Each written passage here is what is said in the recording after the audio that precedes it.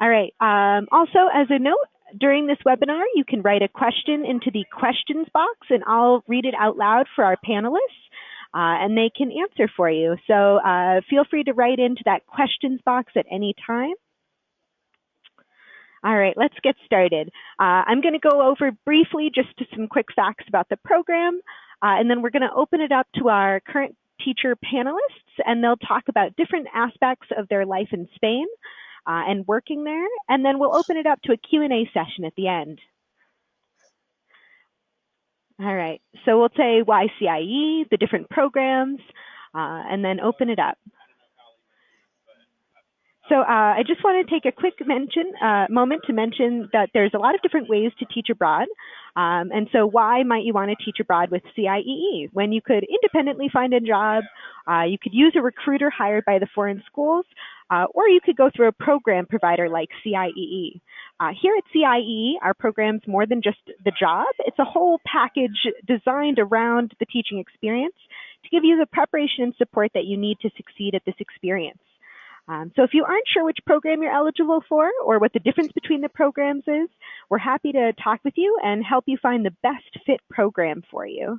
Once you're accepted and offered a job placement, we do include visa assistance and a pre-departure preparation course with webinars about Spanish culture, what to expect when you arrive, and practical information about moving abroad.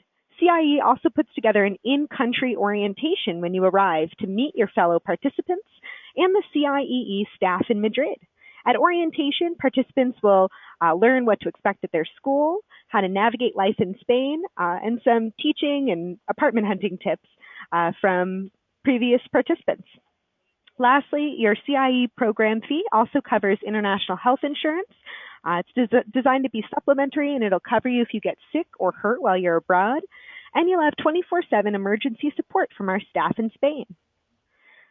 And when your program ends, you will be part of our CIEE alumni network, which currently has more than 300,000 alumni. It is CIEE's 70th anniversary this year, so we've built up quite a network of intercultural and internationally focused people. All right.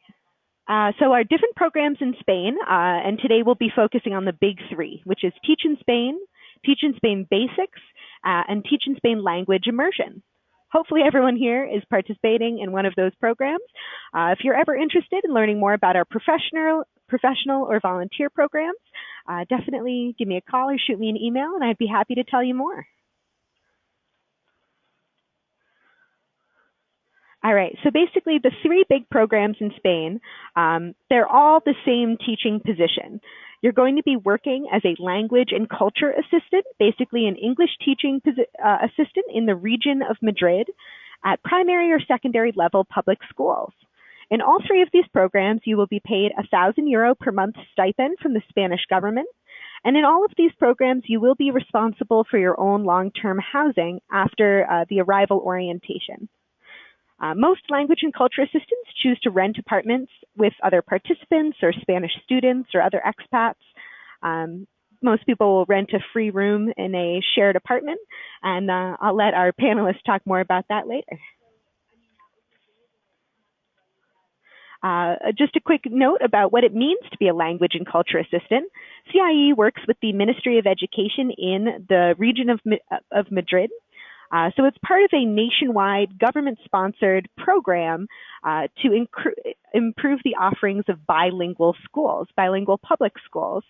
So basically, your position is going to be assisting the lead teacher in many different classes.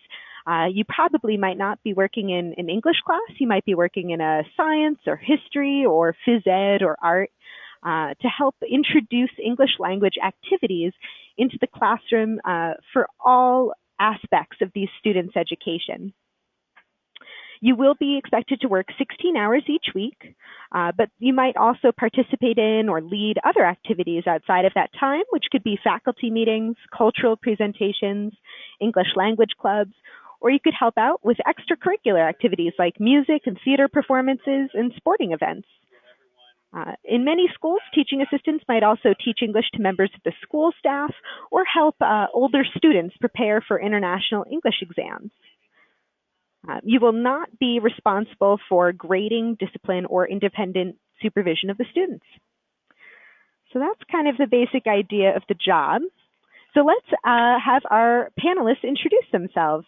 I've just put together kind of brief intro slides, and I will let you guys introduce yourself. All right, first up is Megan. Megan, can you say hi?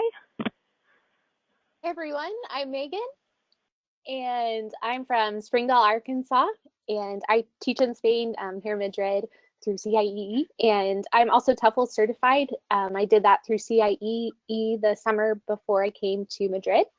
I graduated from Washita Baptist University in 2014 with a degree in secondary Spanish education. So, and you can see my hobbies. I love reading, writing, anything outdoors, traveling, and learning new things. Awesome. Thank you, Megan. All right, and next we have Gabby. Gabby, can you say hi? Hello. Hi everyone, I'm Gabby. I come from Tampa, Florida, and like Megan, I also took the Tefl course this summer before coming to Spain, just to give me some peace of mind and to feel better prepared, because I do want to be a teacher in the long term, but I didn't study education in college. As you see there, Madrid is a super awesome city to explore. It's really diverse. You really don't need to travel that far to have an amazing time. Retiro Park, you will get to know very well. It's beautiful in the middle of the city, and I go tanning there now that it's warm. Reading and the Gilmore Girls for when I'm homesick. Awesome. Thank you, Gabby. All right, and now Trevor. Trevor, can you introduce yourself? Yeah, hey guys, my name is Trevor Fedderson. I'm from Salt Lake City, Utah. I'm currently doing the Teach in Spain Basics program, and this isn't on my profile, but I also did my Tefl certification, although I did it a few months before coming to Spain. Yeah, a lot of my hobbies are pretty similar to what other people have said. I would add to that studying French at an academy here in Seoul, which is like the city center of Madrid. Reading, writing. While Gabby is tanning, I'm somewhere else in the park juggling. Maybe we ran into each other. And of course, trying Spanish wines. I try not to mix the Spanish wines with the juggling, but sometimes I do, and yeah, it makes for a good time. And yeah, as you can see, different facts about me. I lived in Argentina for a few years. And I currently live with two roommates who brought their dog, and I brought my cat Ramona. So I'm able to spend a lot of time with her, and that's been a lot of fun. So yeah, that's me. Awesome. Thanks, Trevor. I totally want to see a picture of you juggling sometime, because that sounds pretty cool.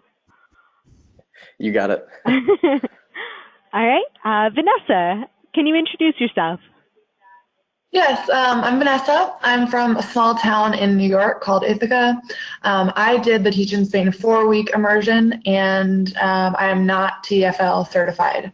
I actually came with no teaching experience whatsoever. Graduated from Penn State quite a few years ago, so I'm a little bit older than a good portion of the people in this program. And my hobbies are sort of similar to the others. I like to hang out in actually a park that's right near my apartment. It's called Parque de Oeste. It's not as big as Retiro, but I think it's got a lot to offer. I spend a lot of my time planning my weekend travels and trying new restaurants in Madrid. That sounds awesome. Thanks, Vanessa. And you are not our oldest participant panelist today. Oh. Colleen, can you introduce yourself? Hi guys, my name is Colleen. I'm from Washington, D.C., but I lived in Baltimore for many years. And I probably am the oldest participant. My two children are currently in university. So I'm a retread. I did my study abroad, and you put the date on there. So yes, I love traveling and hiking. I am Tefl certified, and I was a health educator, and I'm also a dual Irish citizen. So I am here for the long haul. Awesome. So. I put the date not to date you. I'm sorry, just because I think it's so interesting, and I'm curious to talk to you more later about the changes you might have seen in Spain since. Oh, I've seen many changes. Yep, many changes. Cool. And you are definitely not our oldest participant. I just want to throw this out there because we have a very happy, very successful 71-year-old teaching in our program right now. And he's Awesome. renewing with us. So I think it's cool that we can have kind of a great range of people have a good time in this program. So, all right. Well, thank you. And let's get started on the panel discussion topics, I guess. First, we have Gabby. Can you tell us a little bit about the Tefl course? And actually, Megan and Trevor, if you want to chime in afterwards, if you guys have any additional thoughts, just kind of maybe why you took it and how you think it might have helped you. Sure. I took it because even though it wasn't required to come teach in Madrid, I was like, I need something because I didn't study education in school, and I wanted to go in with some background knowledge. So it was great. It's online. It's kind of, you pace it yourself. Well, actually, I guess like a module is due at the end of each week, and it's really, really user friendly. It has PowerPoint type slides, but also interactive ways of getting the material. My favorite part of it was the practicum, which was 20 hours teaching English as a second language, and I worked at a local high school, but a night school for adults, because I live in Florida. There's a lot of immigrants that come from Spanish-speaking countries, so that was a really good experience and kind of gave me a little confidence, the confidence I needed to feel better about coming to Spain. Took a bunch of notes, saved a bunch of lessons that I've used here in Madrid, and got an awesome certificate that I hang on my wall. So it was great. Awesome. Thanks. Megan and Trevor, do you guys have anything to add? Yeah, I'll go ahead and add something. Sure. So I took the Tefl course because I was planning on actually doing the Teach in Chile program, and it is required there. So I was kind of forced to take it. Otherwise, I don't think I would have, but I'm really glad that I did. I'm someone that just loves language in general. So for me, it was a lot of fun. And I think it has helped my Spanish learning and French learning as well. Also, most of the language assistants here are doing like tutoring on the side to supplement their income. And I think having a Tefl makes it easier to find students because you can post that you have that accreditation. It also kind of builds your confidence a little bit to be able to go into someone's home and teach them the different parts about English. You might be teaching someone that has a very, very basic level, or someone whose English is almost as good, if not better than yours. So having that Tefl certificate, I don't know. For me, it was just it was a really good thing that happened to me, even though it may not have been by choice at first. I'm really glad that I did it. Cool. That's good to hear. All right. I think we will head on to the Immersion, homestay, and classes. Vanessa, could you tell us a bit about your experience? Yes, definitely. So as I said, I did the 4-week program. So what that meant is that I had almost a full week of orientation, and I actually lived with a family in Madrid for 4 full weeks. I probably could have done the 2-week program based on my level of Spanish from college, but I really wanted to get the Spanish practice because I hadn't spoken it in a while, and I also wanted the extra time to find housing. I really, really, really enjoyed my homestay. At the beginning, I was kind of negative about it. In Spain, the houses are definitely smaller. They're mostly apartments. There's little to no air conditioning. And it's just obviously a different culture. So I kind of was overwhelmed when I first moved into my homestay. And then a few weeks in, I realized what a great opportunity it was and how helpful my host family was. So I heard different stories from all of my friends. Some people had really, really awesome homestays, and the families were really helpful. And, they still meet with them every couple of weeks for dinner, or they meet them for movies or just to walk around town. Some people had some bad experiences, but overall, it's a really great experience. You are really immersed in the culture. You're immersed with a family, so you're, eating dinner with them every night. You're watching TV with them. You're going to things that they go to. I went, to a few festivals with my host mom, and it was really great to do with an actual person that lives in Madrid, who knows the culture and, knows all the secrets of the city. So I really enjoyed it. As I just said, you get breakfast and dinner with your host family every night as part of the program. I think the 4-week and 2-week immersion homestay. So every morning they provide you breakfast. It's Spanish breakfast, so it's very small. It's like, a toast and a fruit or something similar. And then you head off to your Spanish classes, which are also included in the 4-week and 2-week program. And then you come, explore the city for a little while, look for apartments, and then head back for a really late Spanish dinner. Like I said, all the host families are different. I just had a host mom. She was a single woman. So my roommate and I had dinner with her every night. Really great Spanish practice. She was able to help us because she knew a little English as well. And we also had an Italian exchange student staying with her because a lot of these people do some other programs as well. So it was a really great opportunity. I would, advise you, if you do the 4 or 2-week program, to really have an open mind about it. Like I said in the beginning, I was a little negative, and, the apartment was small and it was really hot because it was the summer. But, halfway through, I realized what a great opportunity it was, how much the Spanish was helping me, and all, the insights of Madrid that my host mom was able to help my roommate and I with. And just quick note, Maxine, you can correct me if I'm wrong, but you do have a roommate. Everyone in the program, I think, has a roommate, or most people. Yeah, I think I would say most people are going to share a bedroom with one other CIEE participant. And a couple of years ago, they would have multiple participants staying in their house, more than just 2. And we're working really hard to make sure that it's no more than 2 at any time.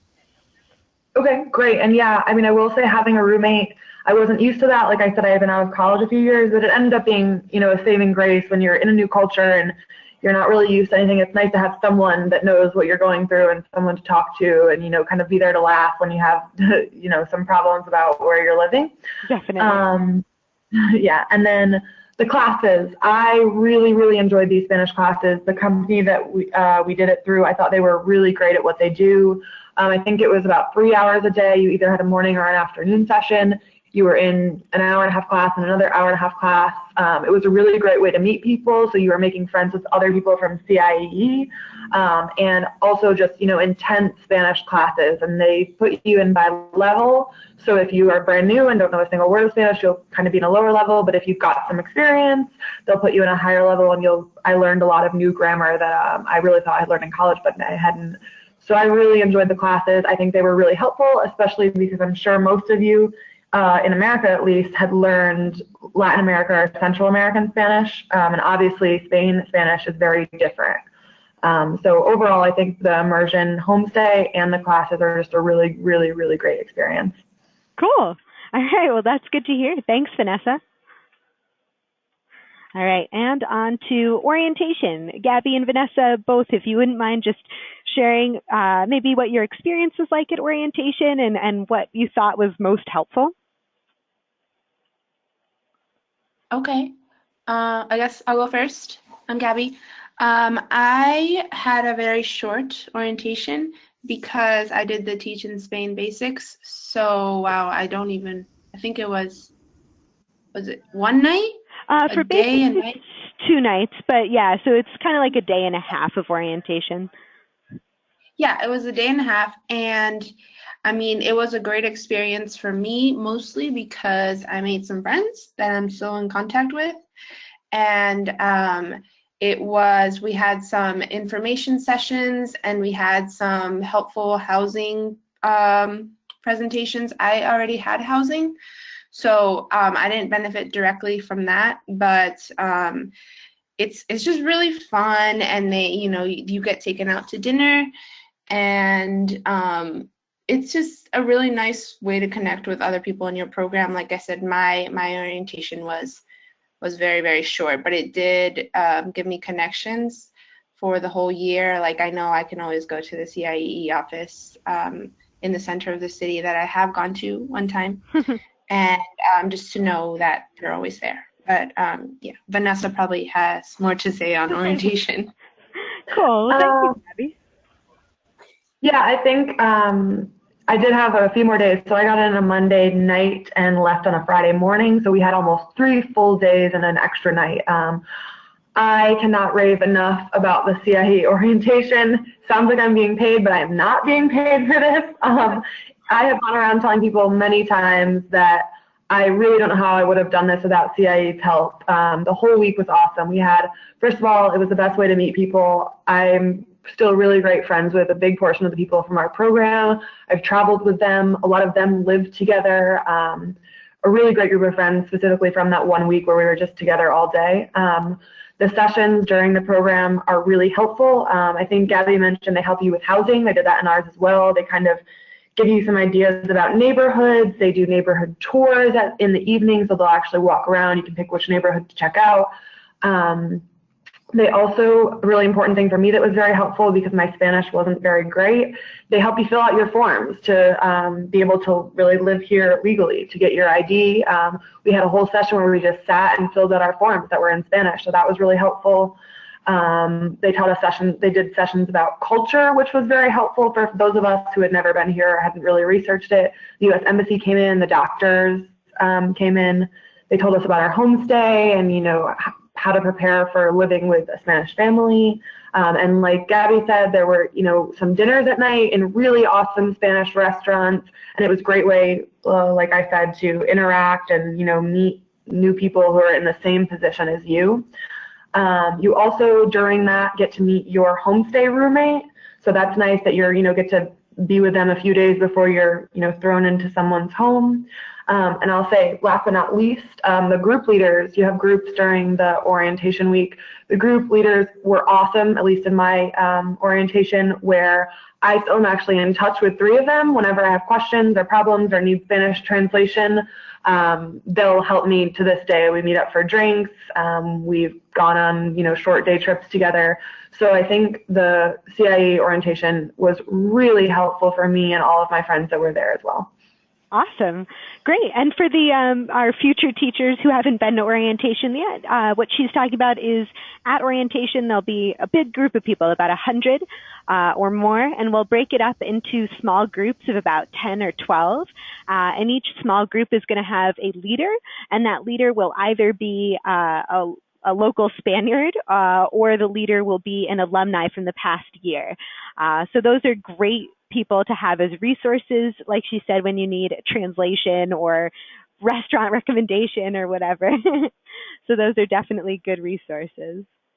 Thanks. All right. And cultural differences. Both Gabby and Colleen are going to mention a little bit about things that they might have found difficult or interesting when moving to Spain. Gabby, could you start us off? Okay. This is a big one. Let's see. Okay, I think I'll talk about the obvious first, I guess, is eating times. Yes. So different. Breakfast. They really have like 2 breakfasts because you wake up, you have something like a coffee and small like toast thing. And then lunch is not until like 2:30 or 3. So obviously sometime between when you woke up and by the time lunch is, you have to eat something. And they consider lunch like the main meal of the day, whereas I would say in the US, dinner is the biggest meal of the day. But for them, lunch, the biggest meal of the day, and after that comes the siesta, if you're lucky enough to fit one in. And then dinner, they have an official snack time, la merienda, which is like at 6 or 7. You have something sweet or like a sandwich, and then dinner, either at 9 or at 10. So that's definitely an adjustment, but it's really nice. People in Madrid love being on the streets, even just like for the sake of being on the street. There's always people walking around on the sidewalk. Little cafes are super amenable to just going in and you just order one drink and you usually get some free like chips or nuts or olives. And so the culture is super it's really easy to have those kind of little encounters with people and not commit to a big meal or anything, just commit to something small and have conversation and just talk and talk and talk. Spaniards love to talk. And then the second difference I'll say is at the job with your teachers. I would say that professionally, Spaniards, I've worked in some schools in the U.S. and I'm not saying that's a negative thing, it's just a difference, but in the U.S., I think teachers are a lot more organized because they're a lot more type A, and over here, they are a lot more open to seeing where the class kind of goes, or maybe flying by the seat of their pants in class. So when you are working with a teacher and you have a class with them, you have to see what you're comfortable with, and if you're the kind of person that needs to know how a lesson will go or what you will do in the lesson, just make sure that you're always really communicating with your teachers before a class, because I've heard of many situations when you don't talk to the teacher, and then you get into the classroom with them, and the teacher kind of puts you on the spot and asks you to talk about something or do an activity, whereas I don't think in the US nobody would ever ask you to do that unless they've talked to you beforehand. But here it does happen, and I don't necessarily think that some of these teachers see anything wrong with it. I think it's just part of their culture to be more spontaneous and in the moment. So that definitely can be avoided by just communicating, but you need to get to know your teachers and be kind of proactive about it. And maybe it'll be a great thing for you because maybe you're super laid back and it'll work great. Cool. Yes. Those are definitely cultural differences I have heard of before. Do you guys find that you have started eating all of your meals very comfortably at Spanish times, or do you miss like the American dinner time? No, I've adjusted to the times here. Yeah, I don't know. Cool. I like it. Awesome. All right. Colleen, tell us some about cultural differences you've noticed. So let me pick up a little bit about what Gabby was talking about. So with the eating, if you go out to eat, one of the things that's very different is, we put a lot of emphasis on customer service and waiters, and because they're working for tips, whereas here they don't. If you leave a few coins, that's a lot for a nice meal.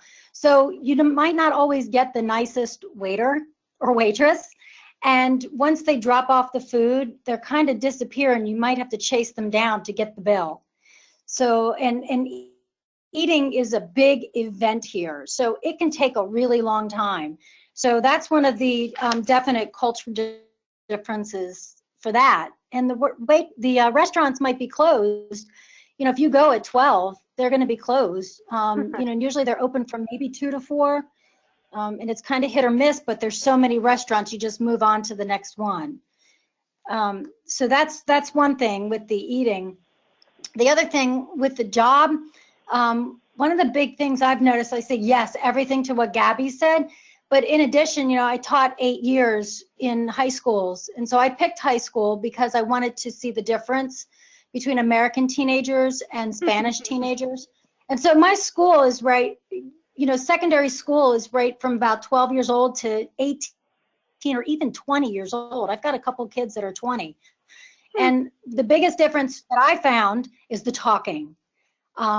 And the lack of respect for the teacher. And students will argue with the teacher and call them either professor, or by their first name. And they talk and they argue with the teacher, and then they talk over the teacher. And I've had students just turn their back because they're just like, well, I don't want to hear this, or I don't want to do this. So they'll just talk to their friends. It's social hour for them. That's crazy. Which, it's crazy. I've taught in inner city Baltimore schools. I've taught in boarding schools that cost $60,000 a year, and I have never experienced anything like that. So it's really just not taking it personally. And, I've tried so many different techniques that I've used, and I just stand there quietly. I'm not going to lose my voice. I'm not their disciplinarian. And they just send the students out of the class to stand in the hallway when they act up. So it's very different that way. And the way they treat the teachers with the lack of respect is very different. And now I've heard that some of the male teachers get more respect, but I don't have any male teachers, so I can't speak to that. Sure. Is So, that but something let me, that other people have seen in elementary schools as well? Or is it different? If anyone here teaches at an elementary school? Does anyone here teach primary?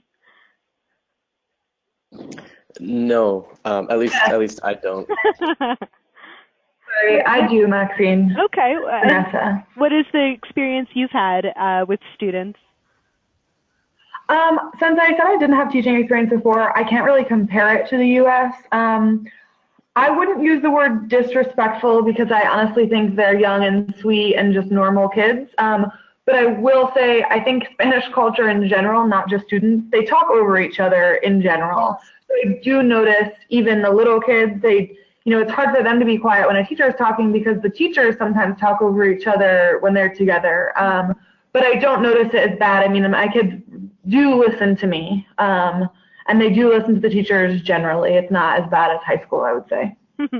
Okay. and they do, that is a cultural thing that they talk over each other, even the adults.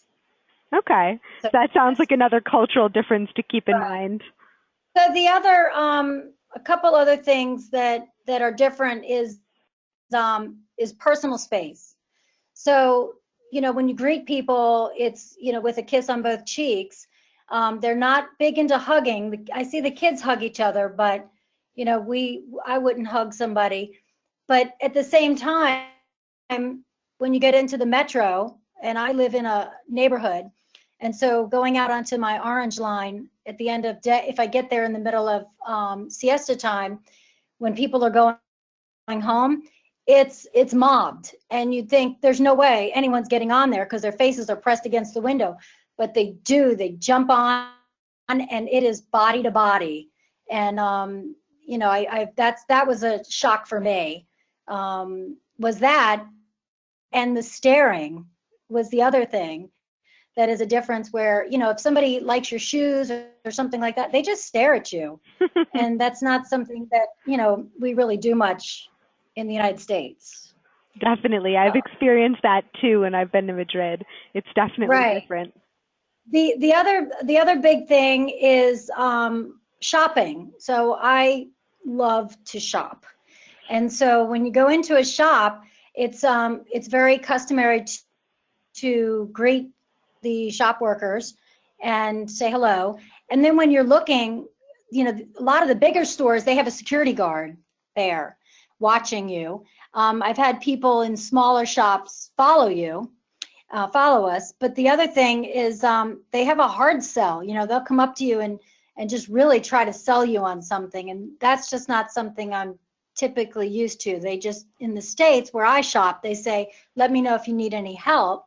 Sure. But here they'll come up and show you things and, oh, look at this. And so that's a little bit different. So, and the last one for me, I come from high crime areas. Mm-hmm. And so what's interesting is, seeing the Guardia Civil with guns out at Semana Santa was startling. But they were there last time I was here, so I'm actually used to it. But for me, one of the cultural differences is, I don't worry about crime here. We have a very low violent crime rate, extremely low. But we have high pickpocket and a lot of begging. And so, they'll come up to you, right in your face and shake their cups or ask you things on the metro. There's a lot of begging, and I had my phone stolen, and I chased him down and got it back. But I've seen, I've known. Yeah. I think the first 2 weeks I was here, a couple people were pickpocketed. Yeah. So, it's a change that I don't mind. I'll keep my purse close to me. I'm just so glad not to worry about violent crime. Absolutely. So, yeah, that's good to hear. And definitely keeping in mind that pickpocketing is something we always try to warn people about. Every year we have someone have their passport stolen at orientation, which is just heartbreaking to spend your first couple of days in Spain having to apply for a new passport. So definitely keeping in mind about the pickpocketing is a good idea. Right. Cool. And well, I thank think, you. Yeah, you're welcome. Great. All right, let's head on to finding an apartment, something that our new teachers are all starting to wonder about. Vanessa, can you tell us a bit about your experience? Yes, again, I think I had a pretty average experience just based on the experiences I had, the horror stories I had heard and then the good stories. My situation was a little different because I was looking for a 1-bedroom, so I was not looking to to have a room in a house. But the process was very similar to that of my friends who were all looking to share a room. So the good news is if you are doing either of the immersion programs, you do have, 4 weeks or 2 weeks to figure it out, and you have that much time to not really worry and know that when you get here, you'll have 2 weeks to look for an apartment, to see them, and figure it out. If you're not doing those programs, I don't think there was many problems this year. I think everyone found housing. I know a couple of years ago it was rough, but I think this year everyone started looking early, and I think there was a lot of availability. How it works, and the difficult part about it is that a lot of it is done in Spanish, so if your Spanish is low, it is hard to have conversations on the phone with people about apartments. It's a little easier in person because you can use your hands and see what they're saying, but there were a couple of difficult phone calls. CIEE provides you with some websites that you can use, sort of like a Spanish Craigslist. I think there were 2 or 3 websites that they suggested. I used them all, and one of those websites is actually how I found my apartment. I think it was called Idealista. What you do is you go on, you go on those websites and you just look at all of the ads. You look for your price range. You look at pictures. But I think CIEE will suggest this as well. Really, really not good to agree or sign or pay anything for an apartment until you've seen it. I did see a couple of apartments that looked very different than they did in the pictures. So you go on the website, you email. I sent about 50 or more emails and maybe got 5 to 10 responses. There are a lot of people looking at the same time as you. And then once you get responses, or if there are numbers, those are best. You just call the number. I called and actually talked to maybe 25 or more people. And like I said, that was really the only difficult part for me, and that my Spanish wasn't that great, and I was trying to hear what they were saying. They were talking really fast, and that was difficult. But as long as I could, get a meeting set, I would always have just a little paragraph already written out in Spanish of what I wanted to say, and then try to just set up a meeting time. Of those 25 people I talked to, I saw about 15 total apartments in the last 2 weeks of my homestay. I didn't really feel rushed. I thought everything was going well. I ended up finding an apartment in the exact area I wanted to be. You'll know once you find out your school, kind of the general area you want to be. If your school is north, you'll want to be, closer to the north of the center or south. I know a lot of people commute very far. They wanted to live in the center, but their schools were pretty far out. I have a 40-minute commute, and it's on one metro line. I live right next to the metro. I get on it, and I go all the way up. It doesn't really bother me. The metros in Madrid are really awesome. But I will say it is important to know where your school is and kind of base your living around that, because I have some friends that have about an hour and 10 or an hour and 15-minute commute each way, and they're very unhappy, and they wish they would have planned where they lived more accordingly. That's good advice. I will say that. Yeah. CIEE group leaders were really helpful. I kept in touch with them. Some of them even did some of my calls for me, the first couple. Also, Spanish people are really friendly, and when you're trying to speak Spanish, they're really helpful. They're not going to judge you. You can ask them to speak slower. And yeah, I think the CIEE orientation is helpful in that you'll get to see the neighborhoods. I know that was a big question for me. Oh my gosh, I'm moving to a city I've never even been to. There are, 20 different neighborhoods. I was reading blogs, but really until you get here, it is difficult to know exactly where you want to live. I actually found my neighborhood on one of the CIEE walking neighborhood tours, one of the orientation evenings. And then I explored it more during my homestay. I just kind of walked around, ate lunch, hung out at the park, and that's how I found out the neighborhood that I wanted to be in. Awesome. Thanks. Last thing, I said I was looking for a 1-bedroom, but many of my friends all were able to find 1-bedrooms or one room or two rooms if they were friends from CIEE with other people. So a lot of them are living with Spaniards, and they're really happy about it because they get to practice their Spanish. They're meeting a bunch of Spanish people, and it's very easy to do and also very, very cheap. Rent in Madrid is so, so cheap, especially if you live in any big city in the US. It's a huge difference. Yeah, definitely. All right. Well, thanks. Does anyone else have any tips or advice about apartment hunting that you want to add? I definitely do. So I came in at the end of August, and a lot of people were coming in at the same time, and so we did not find a place before orientation was over. So 5 of us got an Airbnb together, which helped. And so we stayed there for like 5 days, 4 to 5 days. And I actually was looking for a 1-bedroom too, and I kind of panicked. So that's one thing I would suggest: don't panic. And I took a place, the first place that came that was within my budget, and I ended up on Calle Montera, next to the CIEE office, but it was the prostitute street, and it was very crowded. And so I've since actually moved out into the neighborhoods with my boyfriend, and so my commute is almost an hour and a half. But one of the other things that I would suggest for looking, I mean, I looked on Idealista too, and a lot of times if you found one and called, they'd be rented very quickly.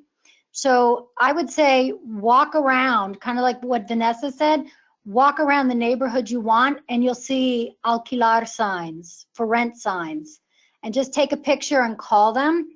And but know that sometimes they have group interviews where they'll have, and this happened to a lot of my friends, where they'll tell you a time and a time to come, and there might be 2 or 3 other people there at the same time. And I was with somebody on one of those interviews, and somebody from Spain was looking too, and they got the apartment.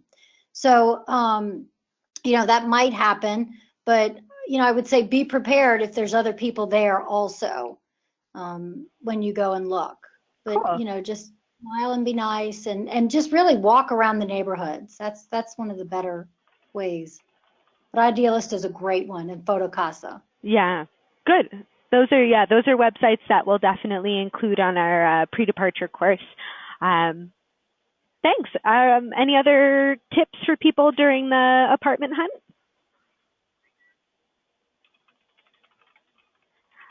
I think not panicking and being quick if you like an apartment are pretty great tips. All right, thanks. Let's move on to the next one. Teaching at the host school. So your actual experience at your host school, what classes you're working in, and how you work with the lead classroom teachers. Colleen, could you start us off? For me, I had the similar experience to what was said before, in that the teachers don't always plan. And so sometimes you're just thrown in and they say, what do you want to talk about today? And sometimes they'll ask you to do a PowerPoint presentation if it's a holiday, and talk about the different holidays. For me, because I taught, I could talk about, the cultural differences, and I could, teach what I taught in the States, which was good. But there's not a lot of planning. And sometimes the teachers, we're told you're not supposed to grade, you're not supposed to teach a class alone. Mine try it. I mean, I have to have very strong boundaries, because just today, my teacher was like, I'm going to go get a coffee, and walked out of the classroom. And I've had teachers ask me to grade, and I'll say, well, I'm not supposed to grade. They'll try, mine have tried. Mm-hmm. So it's having strong boundaries. And also, one of the things that I've noticed in my experience is that the teachers don't always let me know if they have an exam on the day when I'm coming. So I'll show up into the classroom and they'll just say, oh, there's an exam. And I'm like, oh, okay. So for me, I have a Kindle and I read all the time. And so I've read 46 books since I've been here. Oh my goodness. And I download them. Yeah, I download them from my library at home. So that's helped. So when there's not, if I'm not in a class, I sit in the lounge and teach. the other thing is to, you know, spend time, and you suggested this in orientation, is to spend time at the coffee break with the teachers and get to know them. But one big advice is, you know, there can be, teachers can, in my school, you know, they don't always get along, so it's being neutral. Okay. You know, maintaining, you know, being professional and, you know, be really friendly and available, but have boundaries. And so, you know, that's the best I can come up with that. With the students, just, you know, just having patience and, you know, asking the teacher what, you know, seeing if you say, oh, I have you tomorrow, do we have a plan? You know, that helps too. Cool. So. Yeah, that's good advice. And yeah, I definitely think it's a very social culture, but at the same time, since you guys are kind of there transiently, it's good to be neutral. So I like that. That's good advice. Trevor, what do you think? Tell us a bit about your experience. Yeah, absolutely. So teaching in Spain was definitely different from teaching in the United States, which I had some experience both through the practicum with the Tefl as well as volunteering to teach English as a second language. So it's an environment that I was familiar with, but in a cultural context that I was completely unfamiliar with. I think the thing that has helped me the most is just to remember that when it comes to culture or really any aspect of identity, you can't label things, you know, right or wrong or good or bad. It's important to just kind of recognize that it's different and, you know, try to navigate it the very best that you can. And actually, I love certain parts of the teaching culture, although it can be frustrating at times because it is different from what I'm used to. But I'm a very laid back person, so for me, you know, the spontaneity I think is great because, you know, I don't have a very heavy workload as far as, you know, prepare this for 3 weeks in advance. I kind of like the go with the flow approach. And the teachers that I'm with are, for the most part, very experienced and very creative. So even though it's spontaneous, I really don't feel like they're lacking. I mean, they're still very robust, very lively, very communicative lessons. For the most part, I mean, teachers are people too, so you're going to have, you know, good teachers and bad teachers. I've been very fortunate for the most part. I've put together just a few like bullet points as far as advice, things that can kind of help get the most out of your experience. So the first one is to volunteer to help out. Don't wait to be asked. One of the number one complaints that I hear from some of my companions, my coworkers, is that they feel underutilized. And I totally see where they're coming from. Again, as we've kind of talked about the teaching culture here, you know, sometimes you'll just show up to a class and maybe the teacher doesn't have very much for you to do. And for some people that can feel like you're being underappreciated or like you're not really doing anything. So if you want to avoid that, teachers will be more than happy to, you know, collaborate with you as far as some activity or project that you can prepare.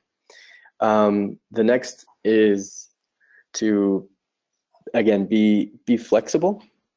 As Colleen said, it probably will happen that at some time you'll go to a class and the teacher will say, oh, we have an exam. What that means is, oh, you're not needed. And it can be a little bit frustrating, especially if you have to wake up early to get to your first class.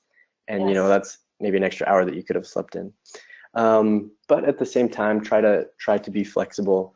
Colleen has a great idea as far as bringing a Kindle or a book with you. That's a great way to pass the time. As well as, you know, maybe use that time to see if the English coordinator needs help with anything, or if you can help out in another class. It's just a small gesture that I think will go a long way with the other teachers. Next is it is very, very, very important to be on time.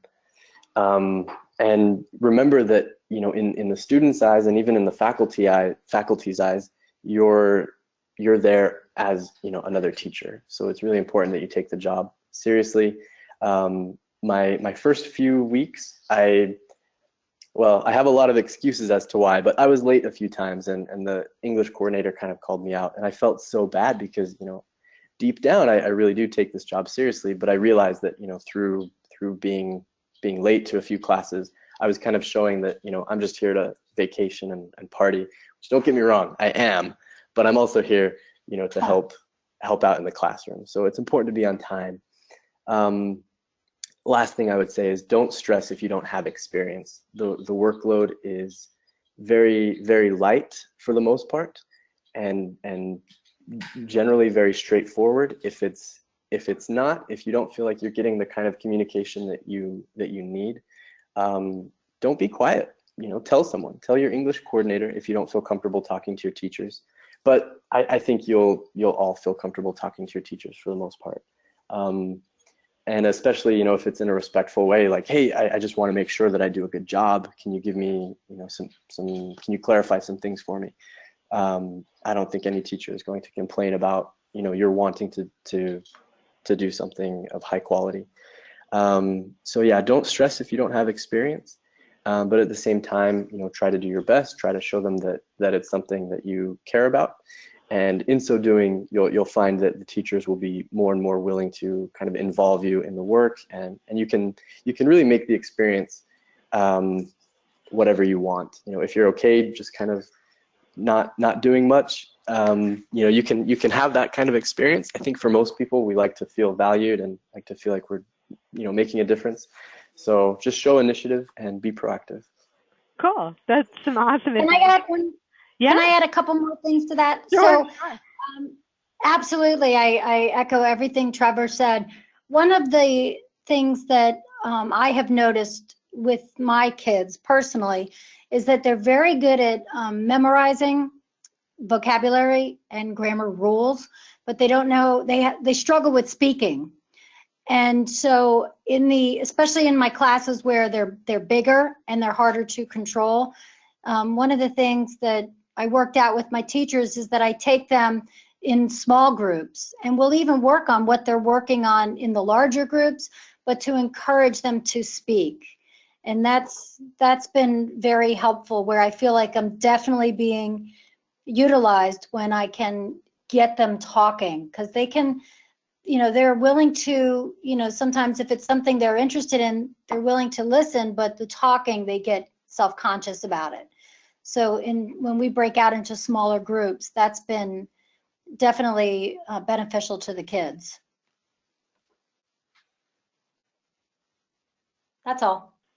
Awesome. All right, I have two quick questions for you guys about your school experience, and anyone feel free to chime in on this. What subject classes are you working in? I can say thank you, God. Thank you, God, I do art and just English, because I was afraid of doing the science or history, but there are 3 of us in our school, and the other people do the science and history and stuff, and they don't have a problem. I was very nervous about that myself, so I only do English. Cool. Trevor, what about you? Yeah, very similarly. I'm mostly English. Nice. I've had a few art classes, and right now I have a few technology classes as well. And even though I don't have very much experience in either of those fields, at a high school level, I think we're all able to manage, a little bit here and there, with the exception of maybe science, because yeah, I'm very, very bad at that. I'm a humanities major, so no science for me. But yeah, the bilingual coordinator has done a great job of trying to match people's strong suits with the areas that they're teaching. So there's a girl that works at my school, another language assistant, who has a degree in science, and so she takes care of most of the science classes. So, if you have any concerns, definitely talk to your English coordinator, let her know if there are classes that you're particularly interested in or that you would particularly like to avoid. Cool. Great. And how about our other panelists? Did you guys teach in any specific subjects, or is it a lot of English? And what do you guys work in? This is Vanessa, and I teach, like I said, I'm primary, and I do teach English classes and science classes. science, they're younger, so it is a little easier. I actually am learning a little bit from them, but more so it's just the speaking aspect and then hearing a true English speaker speak and helping the teacher when needed. Cool. This is Gabby. Yeah. Oh. Gabby, what Okay. what subjects do you work in? I work in all English. Okay. Because yeah, my coordinator also asked the 6 of us, it's 6 of us at my school, our specializations before we got there, and so he placed us thus. And I actually also teach one Cambridge examination prep course. So, yep. Cool. And Megan, how about you? Yeah, I was just going to say that at the beginning of the school year, I was assigned, I believe, 6 different types of classes. And as I learned my strengths and the other strengths of, I have 6 auxiliaries at my school. And so they kind of broke down our schedule according to our strengths and interests. And so now I'm only teaching music and technology. And I have a large background in music and also in technology as well. So it really fits me really well. And the classes that I was not super confident in, like maybe PE or some of the history and physics classes, those are able to go to some of the other auxiliaries who are super passionate about those subjects. Cool. Great. All right, I have 3 more quick questions that have come in that are related to teaching at the school, so I figure this is a good time to ask them. What language do you guys communicate with your fellow teachers in? And the kids, the students. What do you tend to use? English, Spanish, both? Well, we're not supposed to use Spanish in the classroom, at least at my school. Every once in a while, I will just a little phrase, but or I'll nod if they translate something that yes, you're right, or no, you're not right. It kind of goes back and forth with how we communicate in my school with the teachers. The 2 other auxiliaries are absolutely fluent in Spanish, so they talk mostly in Spanish. I'm probably 50% fluent, so with me, we'll talk mostly in English with the teachers. Cool. Anyone else? Yeah, this is Trevor. I mean, really our purpose of being there is to provide an experience of authentic interaction in the language. So the teachers have asked me to only speak to the students in English. However, I don't keep it a secret that I also speak Spanish. I mean, I've let them know, and sometimes in the halls or after class or something like that, I've spoken to the students in Spanish. Like, it's not like it's 100% forbidden, but definitely if it's in the classroom, I will refuse to even respond to them if they speak Spanish.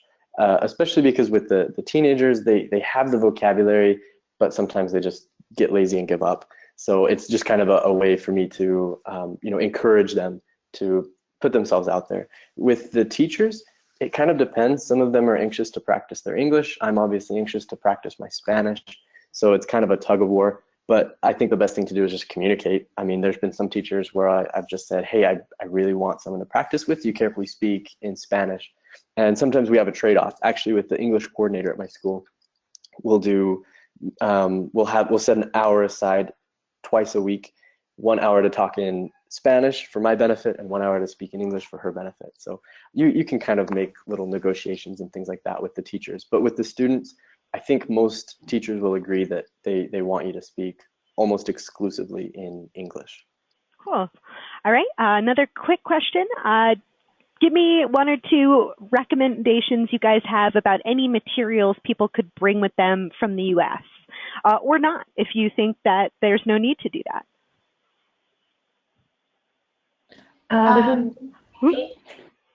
Sorry. And go. Yep. Oh, me? Sure. Okay. I'll be quick. A lot of pictures, relics, whatever, from like traditional high school stuff, like I show them stuff from high school, like, prom, homecoming, spirit week, all of that. And they freak out, they instantly compare it to High School Musical, and they love it. And it's like, you'll win them over. And I'm talking about secondary school here. So cool things like that, they'll love. Awesome. Any other tips? I think I agree. I did some PowerPoints to show the differences between, what we do for Halloween and prom and, all those kind of different Christmas, how it's different, pictures of the lights and little videos. And that's something that teachers can do before they come, to just, a little PowerPoint for a time filler if the teacher asks. The other thing I did that my students loved was, my older students, is that we exchanged. I reached out to my daughter's high school and asked if they would do an exchange. And so we gave a tour of the school in Spanish and English, and we exchanged it with our local high school. And so it's a project, but at the same time, they got to see an American high school in real time, and they loved it. So that was something fun. Cool. All right.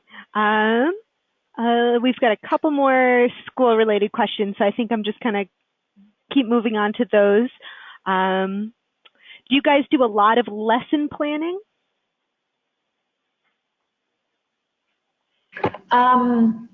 This is Vanessa again, teaching primary. I think it really depends on the teachers. So I have 4 different teachers, and with 2 of them, I do little to no lesson planning, where they plan everything, tell me what we're doing, and then have special things for me to do, or I just help with the projects. And then the other 2 will talk at the end of a week to plan for the following week, and I will plan a few lessons or a few games or something to do, but really it's not that much work. And since I'm in primary, I have a 2-hour lunch break. So all my work that I need to do for any sort of lesson planning, I do during that time. Awesome. Anyone else? Do you guys do a lot of lesson planning, a little lesson planning? No, this is Colleen. So in my school, I can only speak to my school, there's a lot of pressure to get through the book. So a lot of times where they'll use me is for a warm-up activity, or, if we're doing, how to buy something. So we'll do an interactive, I'll pretend like I'm the shop owner or the cashier, and they have to come and buy something. And so a lot of times it's based on we'll follow the book. And if we go off book, it's usually still on that topic. Just because there's just so much pressure to stay on the book in my school. That's it. Great. Maxine, this is Trevor. Yeah. Yeah, so as far as like the preparation goes, I almost do 0 preparation. The only exceptions would be like around the holidays, teachers are usually pretty anxious for us to prepare some sort of a slide about the holidays or something like that. Other than that, there's not a whole lot to prepare. Or it's also gotten to the point where, the teachers that I work with, we have a really good rapport. So, they're comfortable maybe telling me the day before, like, hey, tomorrow in class, can you lead this speaking activity? And I have a copy of the book at home, so if I need to, I can look at it really quickly. But fortunately, we all speak English already, so speaking activities aren't very difficult, and that's the majority. That's the bulk of our work.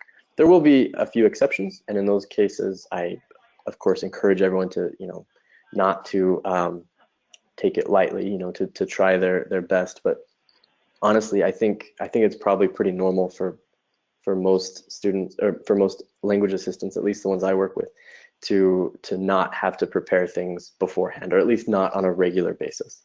Cool. Great. Well, that sounds awesome. I think we're going to move on to the next topic. Thanks, guys. Private tutoring, definitely a question we get a lot. I guess talk about maybe how you find your clients, what you do with them, and maybe how to negotiate rates. Megan, could you start us off?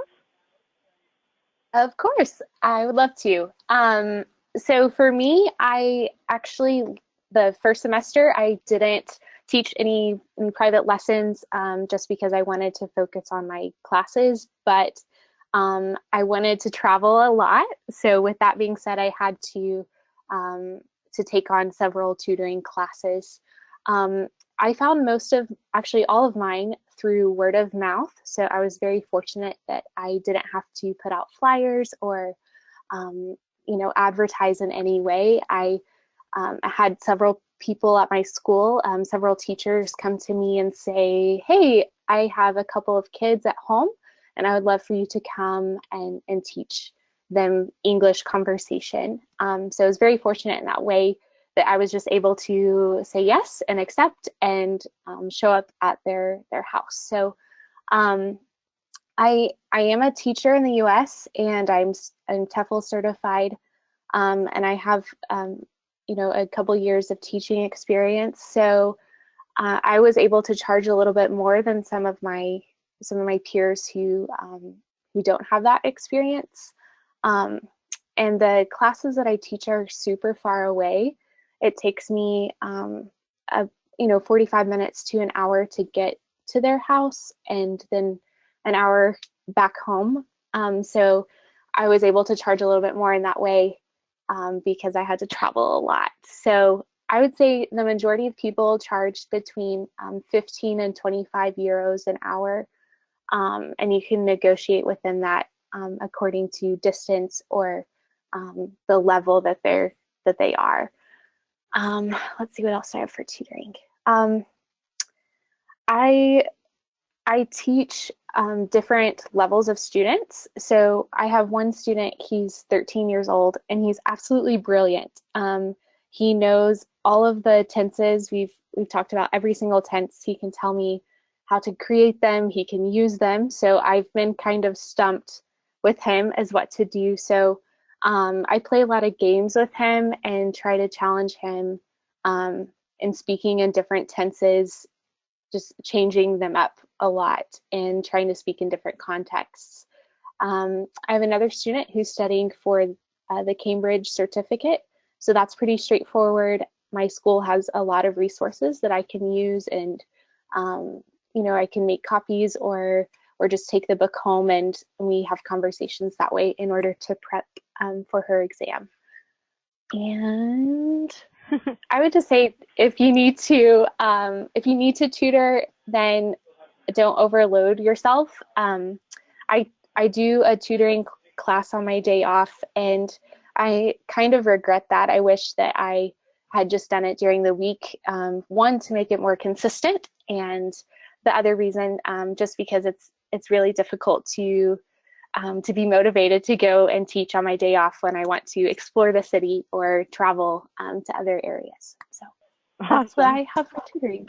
Trevor, tell us a bit about tutoring that you've done. Yeah. First, I completely agree with Megan. Don't overdo it. A lot of people get burnt out, and I don't think. I mean, that's no fun. No one wants to feel overworked, especially when most of us are kind of here, taking a year off or something. So try to plan out location of your lessons, or at least take that into consideration. So my experience was a little bit different from Megan's as far as how I went about acquiring students. I did mine completely online. So I used a website called tusclasesparticulares.com. So una clase particular is how you say a private lesson or a private class. It's like a particular class. So tus clases particulares. I just uploaded a profile, and I really, really wanted to kind of play off like having my Tefl, because I was trying to charge between 20 and 30 euros. I didn't actually get any students willing to pay 30, so I dropped it to about 22, and that's where I've got all my students at, is about 22 euros per hour, which I feel like that's pretty good. I don't have a lot of teaching experience, as much as maybe Megan has, but being Tefl certified, being a native English speaker, you're going to be a pretty hot commodity. And even if you don't have the TEFL, don't let that deter you. Don't think that you can't. But it does make you a little bit more marketable, as well as, you know, it might give you some very creative ideas. My students are all adults. In fact, I think they're all older than I am, but we're roughly the same age, and it's been a fantastic experience. In fact, I've become really good friends with all of my students, and one of them, I teach him and his brother, and they're both from Granada in the south of Spain. And I took a trip with them a few months ago to Granada. I got to meet their whole family. That was really fun. What I really recommend is just don't settle. I know a lot of people, when they get here, they're very stressed about getting an apartment and getting private lessons. But you know, try to take your time. It will definitely pay off if you can find students who maybe have a schedule that accommodates what you're looking for, or who are at a level that you're comfortable teaching. I'm not a huge fan of kids, so I prefer to work with adults. So I made sure that I, you know, targeted specifically adults, and that's on my profile on tusclasesparticulares.com. I've also ran into that scenario where your student is kind of almost becoming the master, and you're like, uh-oh, what else can I teach them? But there are so many things online about, I mean, different activities, different topics, things like that. So typically what I do in my private lessons is I'll start out with, like, you know, some small talk, and then I'll usually just find a news article online that is relevant to some of my students. One of my students actually works for Google here in Madrid. So he's a techie. So I'll find some article on just using my iPhone, like the Apple News or whatever. I'll find something related to technology and we'll read it. And then there's another really great website called EnglishPage.com. Again, EnglishPage.com. And it has tons and tons of different lessons based on different categories like tenses or adjectives or conjugation, things like that. So, you know, that's one website that I'm always consulting. And there are little, like, tests that you can take as well that are, you know, 10, 15, 20 questions long. So that's a fantastic way to, you know, wrap up a lesson, something like that. But yeah, there are plenty of resources. Even with my private classes, not too much preparation is required. Part of that is because I'm kind of comfortable with the classes now. At first, I was preparing quite a bit. But if you know what resources you have and you can use your imagination and, you know, try to come up with something that's entertaining, I think you're going to have a really good time with that. So again, my main piece of advice is just to not settle. As far as the students, the location, the price, there are millions of people in Madrid. I promise most of them want to learn English, and they will be happy to, you know, work around your schedule. You'll definitely find someone that can. One last thing that I wanted to mention when trying to come up with ideas, I honestly recycle a lot of the lessons that I teach to my kids in high school.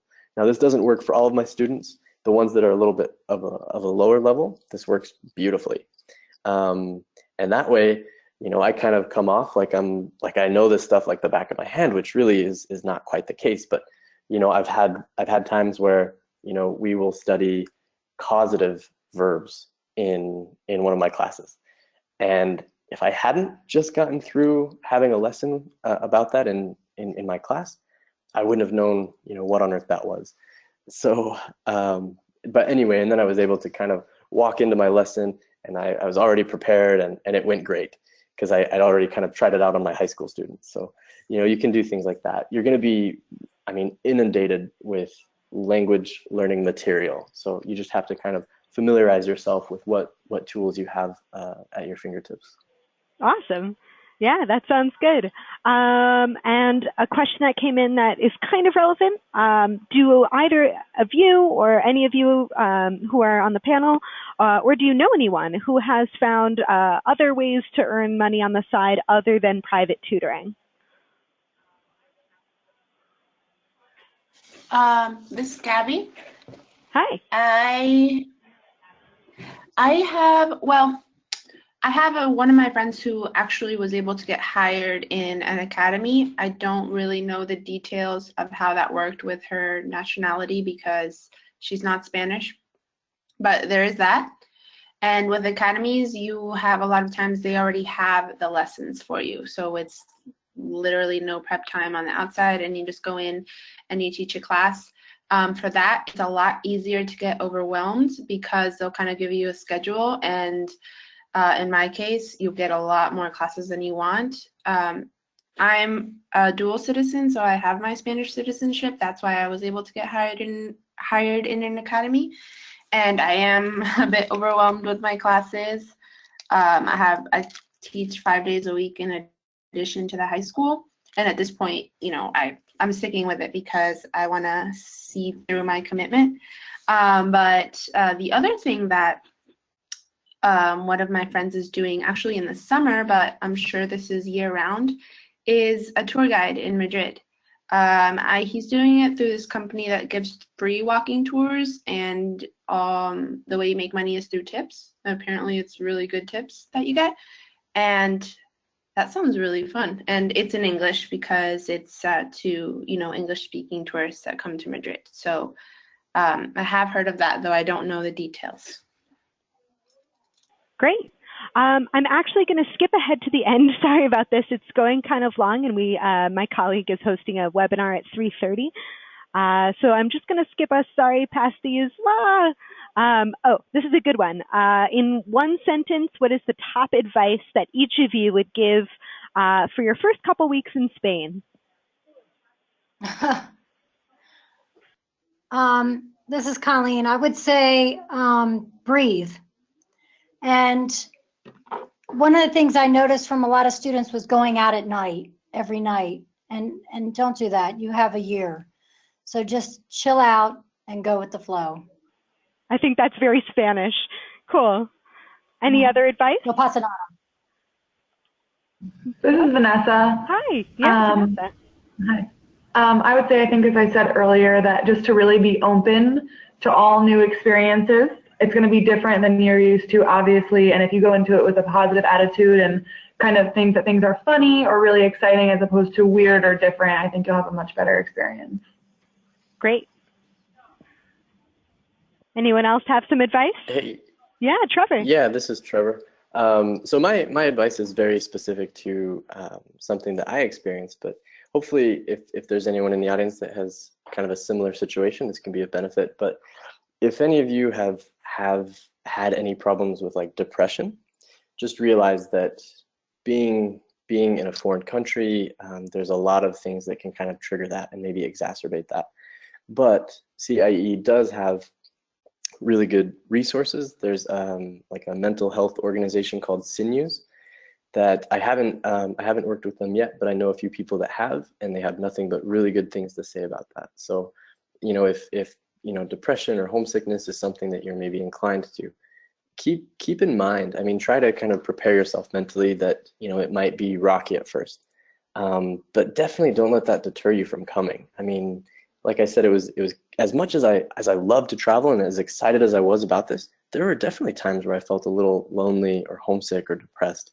But thank goodness I had a lot of resources. I had a network of friends, and I knew to kind of be open about what I was experiencing and not try to handle everything on my own. And like I said, I'm really glad that I did, because it's turned out to be definitely one of the best experiences of my life, which is why I'm so excited to renew and take part in this next year as well. So yeah, just keep in mind the mental difficulties that might arise and plan for it, and also be open about it. Awesome. All right, I'm going to open it up to Q&A.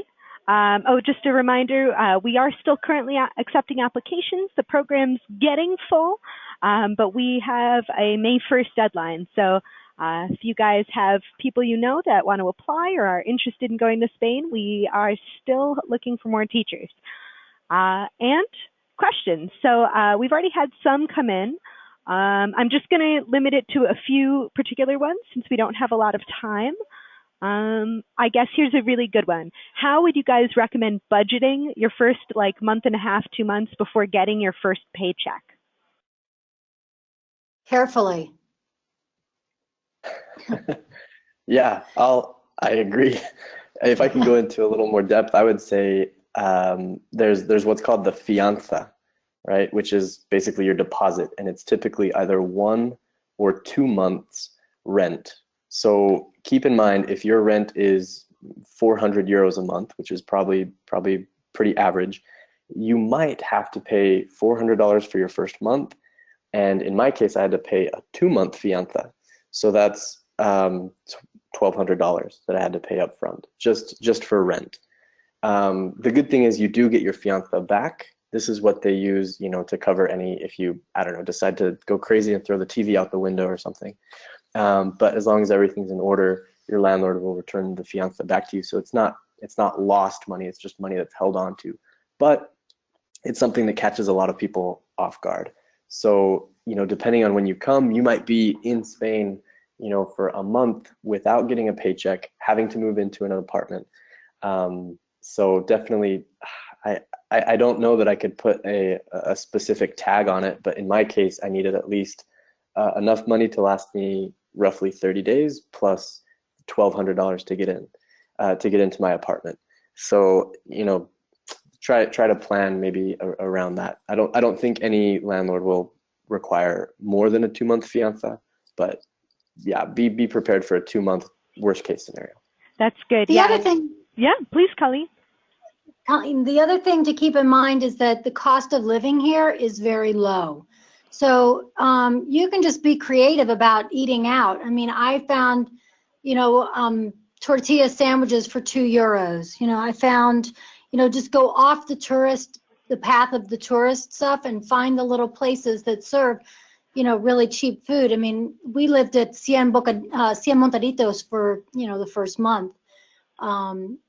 It's €1 sandwiches and rodilla and stuff like that. So you can eat very cheaply here. That's one thing to keep in mind. Great. All right. I have to give the webinar system back over to my colleague. So last quick question.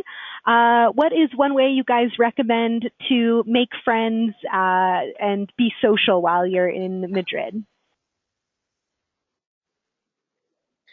I'll jump in really quick and just say, I think, well, one of the other panelists said this as well, but in orientation, I was only in the 2-day orientation for basics, but the group of friends that I made there are, some of my best friends to this day.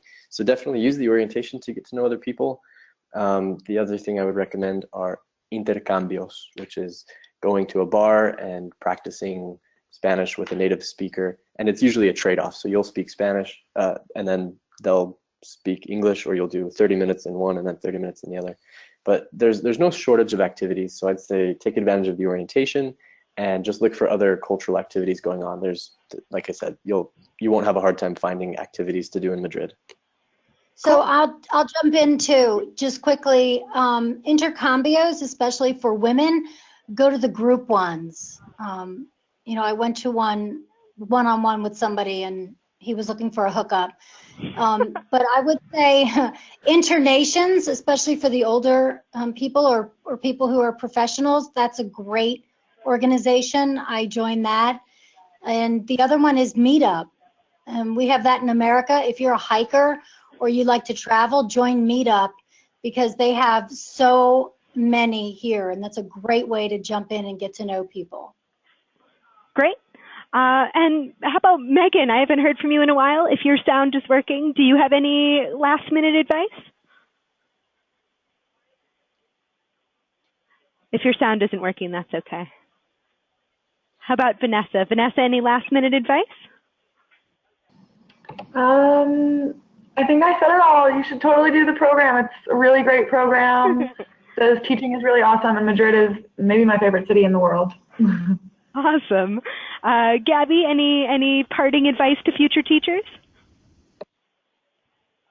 No.